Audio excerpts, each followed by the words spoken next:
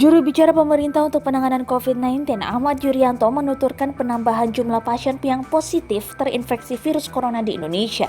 Dalam 24 jam terakhir, pasien COVID-19 bertambah sebanyak 678 kasus.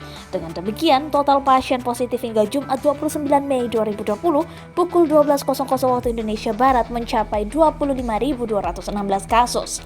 Hari ini kita dapatkan konfirmasi sebanyak 678 sehingga totalnya menjadi 25.216 kasus, ujar Yuri saat memberikan keterangan di Geraha BNPB Jakarta Jumat sore. Menurut Yuri, penambahan kasus ini tidak merata di 34 provinsi. Ia menuturkan ada beberapa provinsi yang sudah tidak ditemukan kasus baru. Secara spesifik kita akan melakukan kajian secara terus-menerus, ucapnya. Sementara itu jumlah pasien yang sembuh bertambah 252 orang. Dengan demikian total pasien sembuh sampai saat ini menjadi 6.492 orang.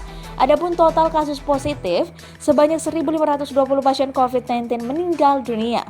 Angka ini didapat dari hasil penambahan selama 24 jam terakhir, yakni 24 pasien.